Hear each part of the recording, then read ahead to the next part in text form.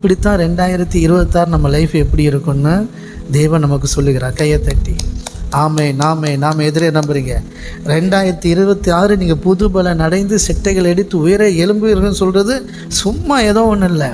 நான் நம்புகிறேன் 2026 கையை தட்டி நாம் செட்டைகள் அடித்து உயர எலும்புவோம். ஓடினாலும் இலைப்படைய மாட்டோம், நடந்தாலும் சோர்ந்து போக மாட்டோம்.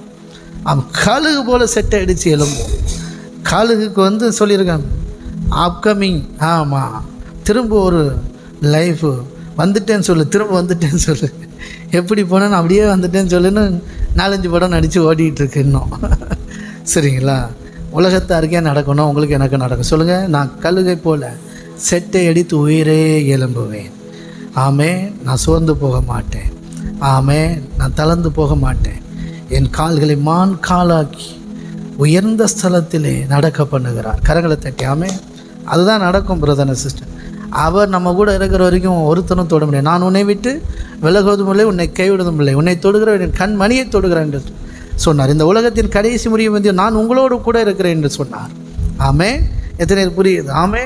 அல்லேலூயா. பூமியின் கடைசி பரியந்தம் நீங்கள் எனக்கு சாட்சிகளாக இருப்பீர்கள். உலகத்தின் முடிவு பரியந்தம் நான் உங்கள் கூட இருக்கிறனால இந்த பூமியின் கடைசி பரியந்தம் நீங்கள் எனக்கு சாட்சிகளாக இருப்பீங்கன்னு சொன்னார். அதுதான் நடக்கும். எத்தனை நம்புறீங்க?